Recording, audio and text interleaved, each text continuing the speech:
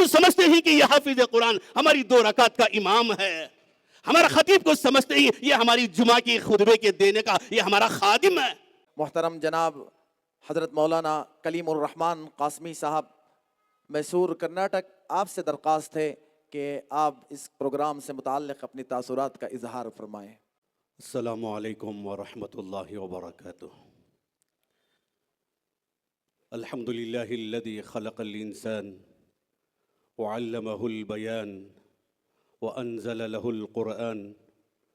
والصلاة والسلام على سید الانس والجان وعلى آلہ واصحابہ الطیبین الطاہرین، اما بعد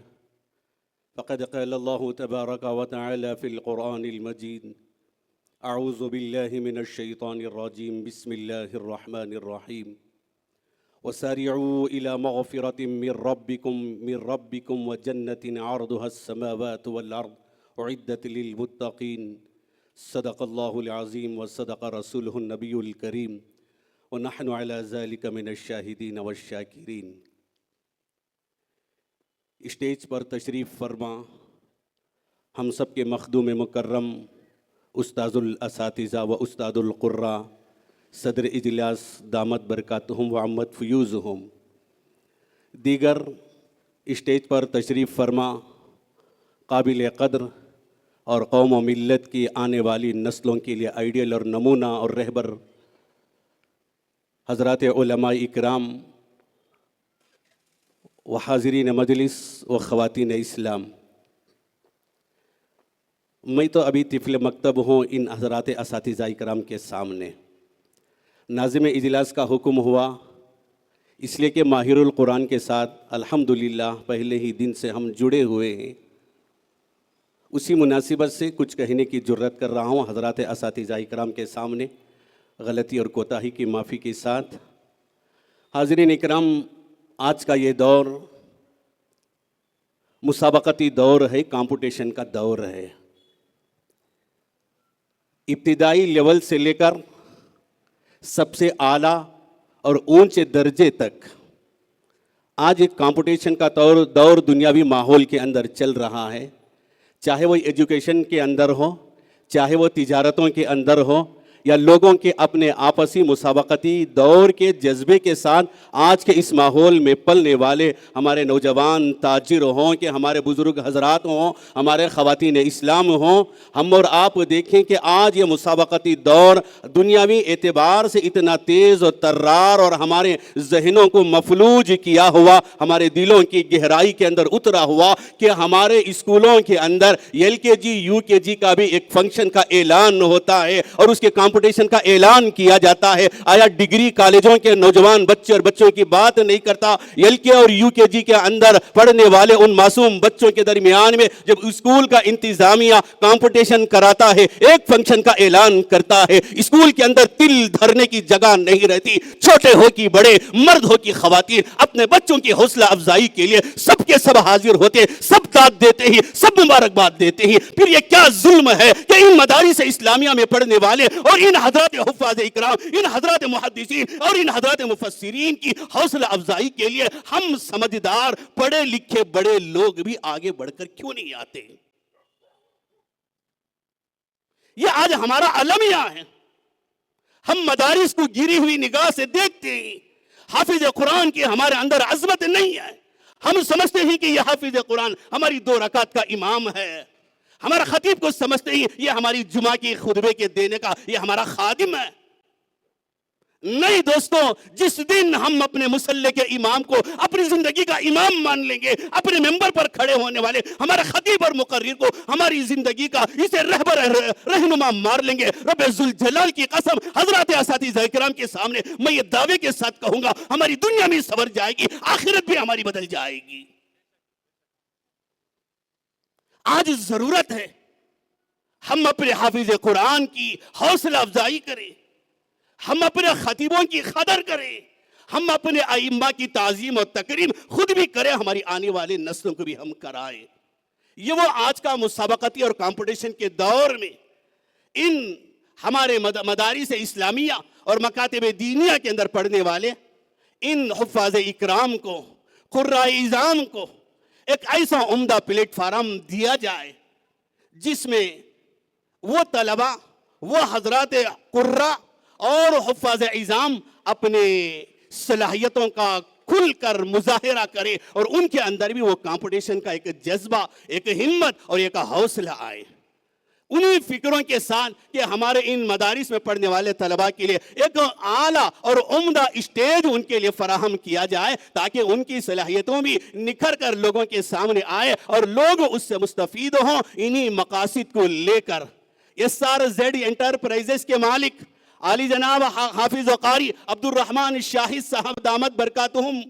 کا جب حضرت مولانا عبد المجید صاحب ضیائی دامت برکاتہم سے ربط ہوا، تعلق ہوا،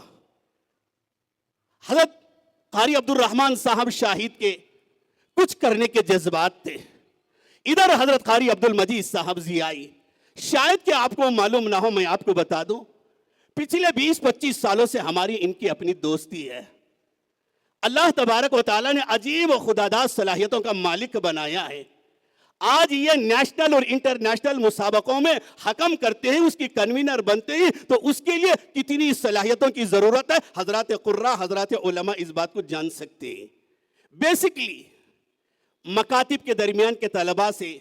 کمپٹیشن کا یہ دور شروع ہوتا ہے، پھر مدارس اسلامیہ کے درمیان میں آتا ہے، پھر شہری سطح سے نکل کر ضلعی سطح، پھر ضلعی سطح سے نکل کر ریاستی سطح، پھر ریاستی سطح سے نکل کر پورے ملک نیشنل لیول میں یہ مسابقے کراتے چلے جاتے ہیں۔ پھر ایک دور وہ بھی آتا ہے کہ انٹرنیشنل مسابقہ جس میں ہماری سرزمین دکن حیدرآباد کے بھی حضرات قرہ اکرام نے شروع کیا، ان کی کنوینرشپ کو اور ان کی نظامت کے آج بھی وہ اس بات کے گواہ ہیں کہ انٹرنیشنل مسابقہ جس میں ایران، انڈونیشیا، سعودی عرب، فلاں فلاں فلاں، یہ تمام ممالک سے آنے والے حضرات قرہ اکرام نے اپنے خداداد صلاحیتوں کا بھرپور مظاہرہ کیا، تو اس کی کنوینرشپ بھی آپ ہی کے ذمے تھی۔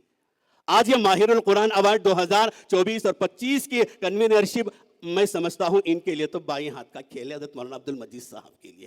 جہاں ایسی صلاحیتوں والے ایک طرف، دوسری حضرت قاری عبد الرحمن شاہد صاحب جیسے قوم و ملت کے بچوں کو آگے بڑھانے کی تڑپ اور ان کی فکر، جب یہ دونوں سنگم ایک ساتھ ہوتے ہیں تو پھر ماہر القرآن ایوارڈ کا وجود سرزمین دکن کے اندر آتا ہے۔ آپ اندازہ لگائیں، گزشتہ سال ماہر القرآن ایوارڈ کا انعقاد ہوا